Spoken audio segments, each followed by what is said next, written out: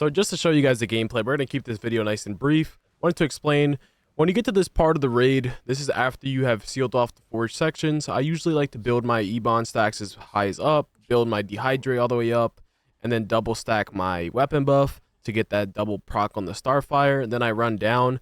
You usually want to have max supercharge. Now I came into this instance without max super, but if you do have max super, you want to call the deep and then lasso right away. If you do not have lasso, then call of the deep and then use your water sprouts and then use your sword ability. But usually you want to just call out of the deep and then use your lasso. Now, I haven't really decided if I think it's worth using EOG or if it's not. I think if you're in a really good group, then if you use EOG, it's pointless because everything dies too fast. But if you're in a group that does not have that much burn, I think EOG is definitely worth it. It's kind of iffy. I would say for you guys, just try it out and decide. I've seen it sometimes where I'll pop a call to deep, it'll do a big sum of damage in that section, and then it'll reapply it, so it's worth it. And I've seen other times where everything dies to a point where my EOG does nothing. But other than that, you're just going from section to section. You're constantly, as you guys will notice throughout this gameplay, I'm constantly buffing myself. A lot of people forget to do that weapon buff. And trust me, it does make a difference, but you have to do it when you're not losing out on damage. And that's very crucial. And you got to do it quick. You see how I'm clipping everything quick? This is clip city. Clip, clip, clip, clip. And then you're just going in. Now, on boss fights, you definitely want to run EOG for sure. That's going to help you a lot. If you obviously don't have EOG, then that's fine.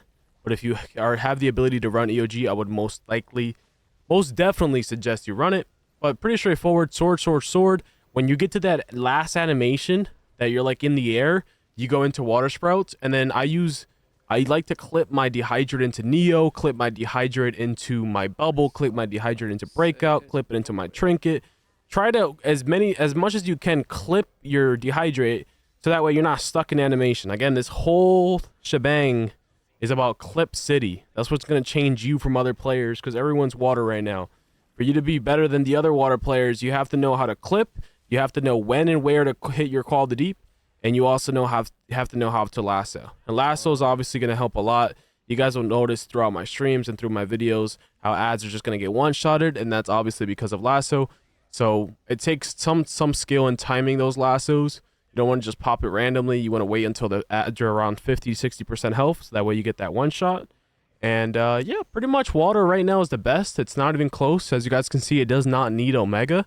You'll notice here I hit a call of a deep, and then I do an insane amount of damage, and then my EOG does 10.8 million. And pull back if you didn't catch it.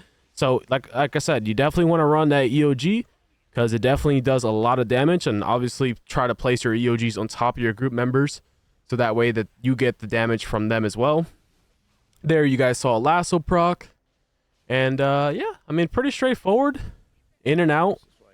It's not that hard. Just got to practice it. And obviously the white lantern move, as explained at the beginning of the video, the white lantern move is pretty much like an ability that I have in there as a finisher. It does good damage, and I only really use it if I'm running out of power. So I'm not spamming it throughout my rotation. You'll notice I only use it if I'm running out of power, and that's after I already use my cola and I use my supply drop if need be. Because when you use that finisher, you burn your E-bond stacks, which obviously you want to try to keep because your E-bond stacks is going to make your abilities do more damage. And then you want to use Bat Swarm and then Neo primarily. Sunstone is also a really good choice if you don't have Bat Swarm. The reason why Bat Swarm are so crucial with water is because every time you do a combo, it does damage over and over and over and over again. Every time you do, like, it just does insane damage with the water. So that's why I use Bat Swarm instead of Sunstone. And that pretty much wraps it up. I hope you guys enjoyed the video, and let me know what you guys think about water. Let me know if you guys have tried this setup, or if you guys are just going to wait for the Hardlight revamp, which is coming up soon. What you're going to do to run this rotation is you're going to basically, if you guys are a brand new player, right? If you guys are a brand new player, I want you guys to just simply worry about spamming the sword as much as you can. Spam the sword, sword, sword, sword, sword. All right, once you get used to that, then you're going to go sword, sword, sword into water sprouts into sword, sword. So sword, square, square, square, or melee, and then you go water sprouts, melee, and then back into sword, right? Once you get that down, then you're going to get into using dehydrate and clipping it. What do I mean by clipping it? It means that you use the ability and you clip it into something. For example, breakout trinket. And when you do the breakout trinket, it allows you to keep going into your attacks. Now, I made a video explaining where to get that. You can get it from the Watchtower or the Hall of Doom if you're a villain.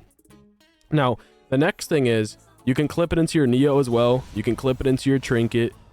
Clip it into your trinket. You can clip it into your cola. You can clip it into anything that's clippable, even your supply drop. You can clip it into your supply drop. Just try to always clip it instead of popping it separately. Don't pop your supply and then pop your dehydrate. Take advantage and pop them both at the same time. And you can even clip it into high tide if you wanted to. Now, when you hit high tide, it's going to charge up your next ability. So then you call in your shark. So what I would suggest, if you want to see a full rotation, this is, again, no iconics. This is just normal attacks. You can go supercharged. This is a supercharged generator / PI into high tide. And then you swap over 1, 2, 3, 2. So 2, 3, swap over 1, 2, 3, 2.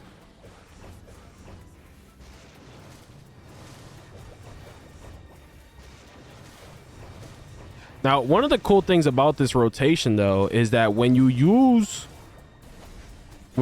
high tide, every time you use your sword, you actually lower the cooldown of your high tide. So even though it says 30-second cooldown, every time you use your sword, you lower the cooldown of high tide.